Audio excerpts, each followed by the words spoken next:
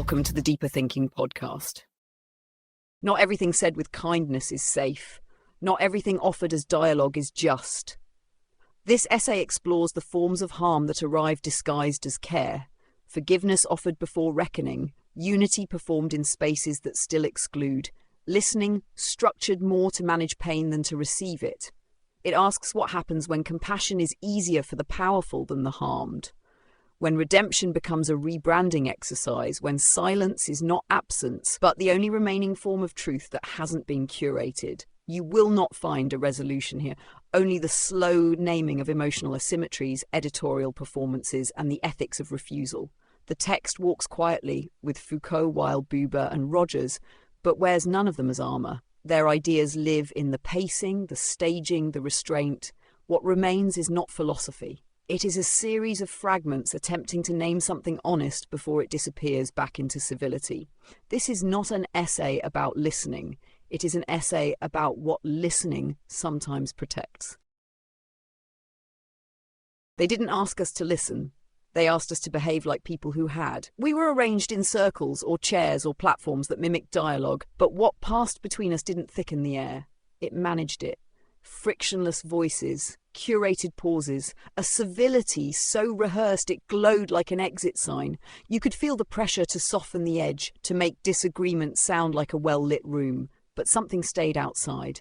Not rage, exactly. Not harm in its original shape. Just the part of it that wasn't being witnessed. That's the part people mistake for healing, because when forgiveness is rehearsed, when compassion is offered before the cost is shared, what you get is emotional laundering, the semblance of justice, washed in tone. And those who orchestrate this performance, they are usually the ones least touched by its stakes. The powerful can afford peace. They can afford the illusion that peace has already been made. And yet, someone always lingers at the edge of the circle, someone whose story never quite arrives. You've seen them. The one who doesn't answer the prompt. The one whose silence isn't due to reflection but refusal. The one whose body understands what the sentence won't carry. That's where we begin, not with agreement, not with a story arc, not even with care, but with the unbearable possibility that listening itself, recorded, edited, performed, might be the most dangerous illusion of all. It promises nearness, but what it delivers is permission to move on. There is a kind of compassion that doesn't cost anything. It smiles, it nods, it learns the vocabulary of empathy just well enough to pass. In public, it reads as moral clarity. In private, it is unbothered by what it leaves unresolved. And the more power someone holds, the less their compassion tends to interrupt the systems that privilege them. It's not that they don't mean it, it's that they don't bleed for it. When someone powerful weeps on stage, it's often read as progress. But that those tears never touch policy, they never get written into law. They don't risk proximity to the person who still hasn't been called back, still hasn't been named, still hasn't been made whole. The cost of compassion, when paid by those with little power, is relational rupture. Social exile. Risk without protection. But when it's offered from the top, it's treated like leadership, as if saying sorry for the harm is the same as not needing it anymore.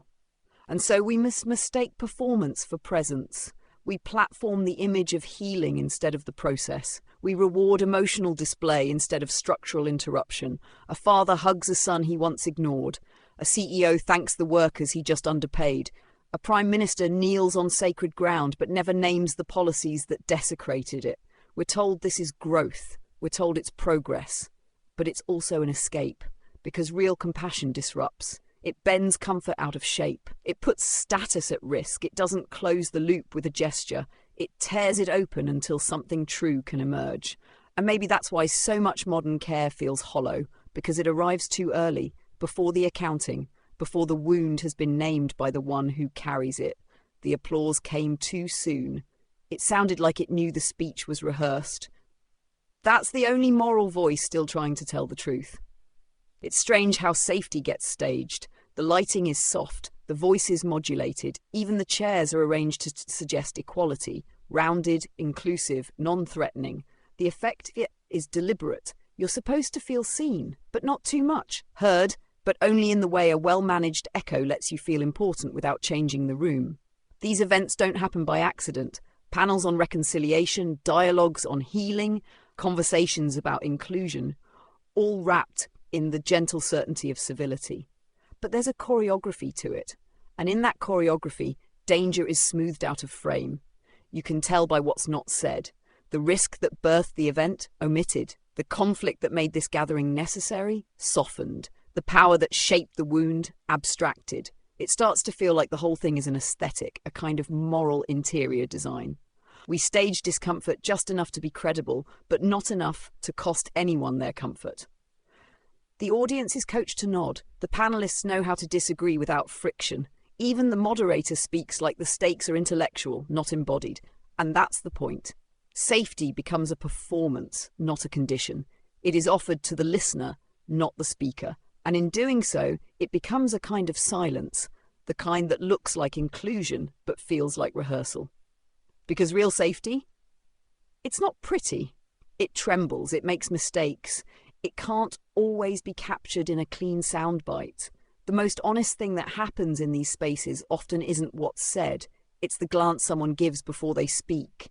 It's the hesitation, the moment when someone almost names the real thing and then doesn't. You feel it, not in the words, but in their avoidance. And maybe that's the deeper truth. What we call a safe space is often just a curated room where danger isn't allowed to speak for itself.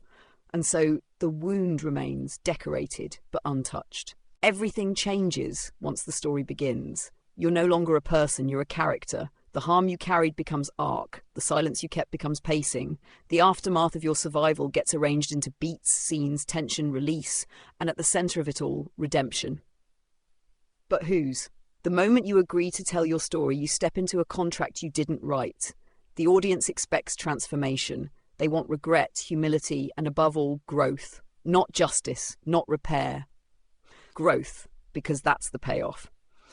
We are trained to receive harm as a narrative detour, not a system, not a permanence.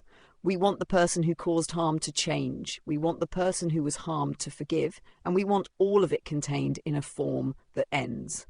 But real pain doesn't conclude. It repeats. And sometimes the one who changed gets the applause, while the one still living with the consequences is asked to move on. Redemption is framed as individual courage, not collective reckoning. It allows the powerful to rebrand. It lets harm evolve into a public service announcement. And the story, it moves toward resolution, because that's what a good story does. But what if that resolution is betrayal? What if the very structure of narrative is complicit in forgetting what it pretends to honour? The one who confesses becomes brave. The one who doubts their sincerity becomes bitter. The room is trained to choose closure over complexity.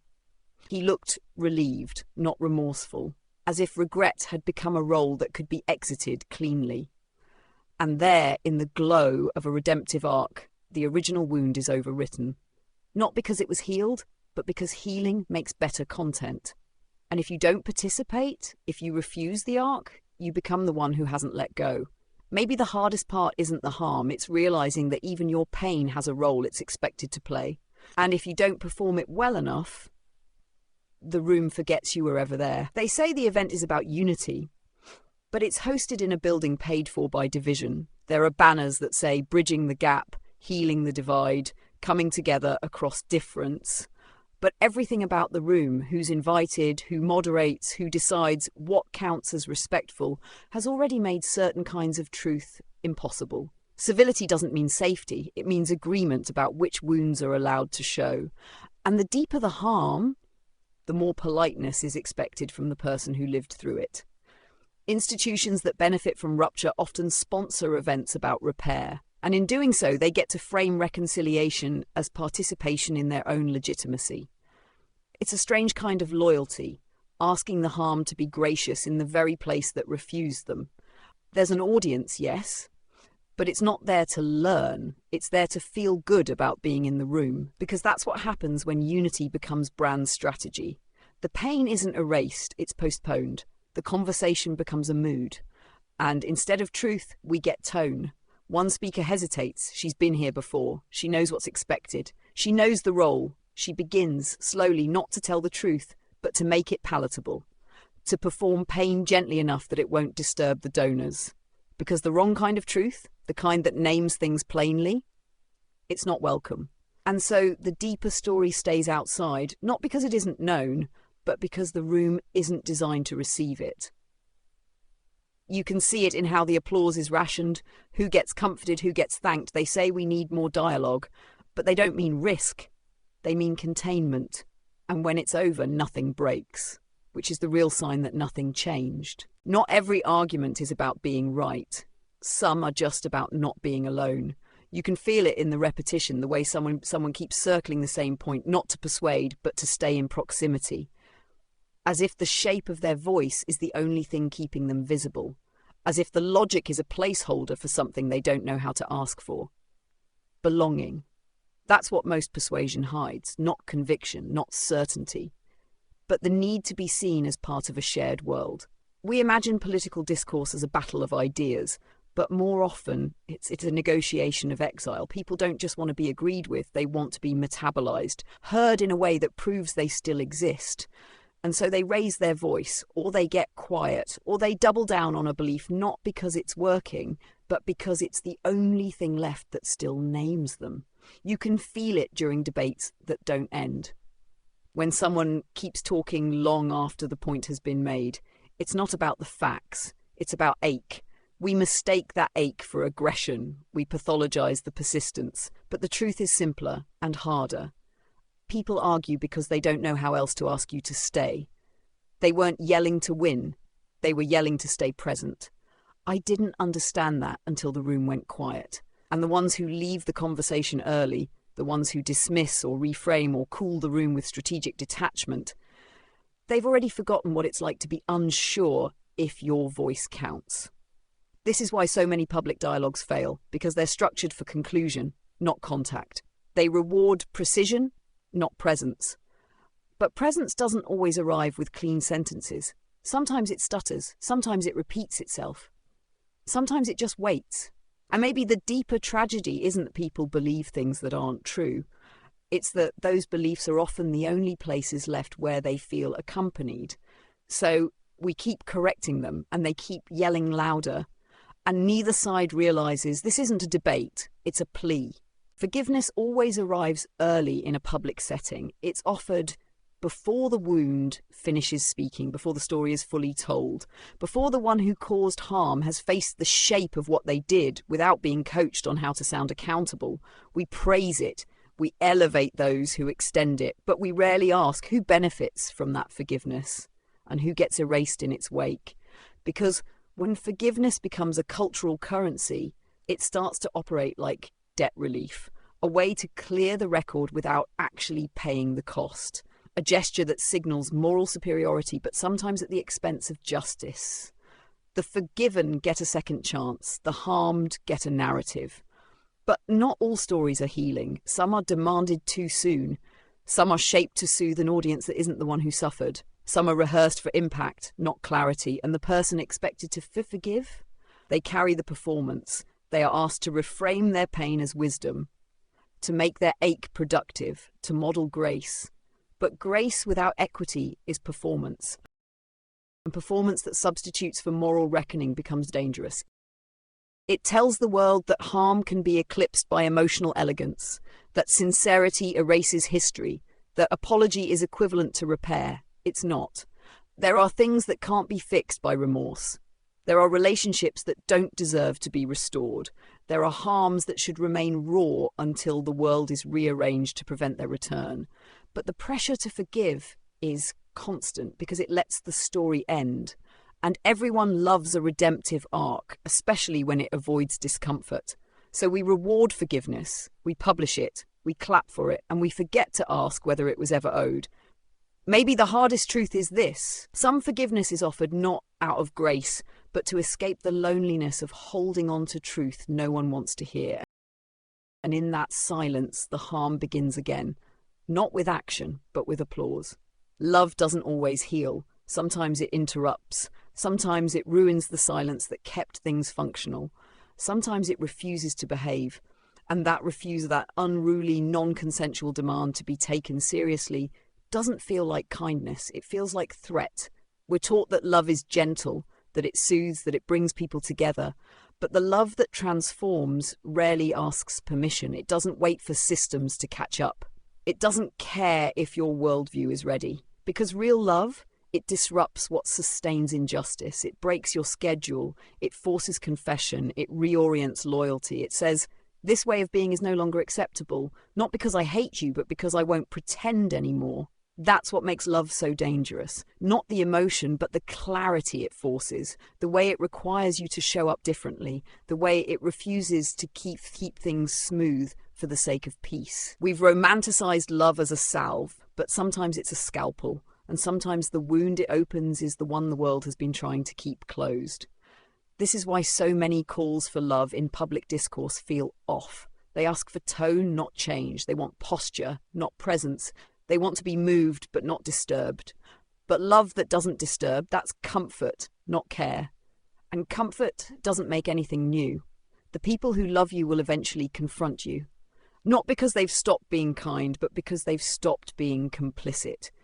This is the love no one claps for, the love that withdraws, the love that names the cost, the love that doesn't end in reconciliation but reorientation. You may not feel grateful for it, you may never speak again, but something in the fabric of your life will have changed, not because you agreed, but because someone loved you enough to stop protecting the lie you were living inside.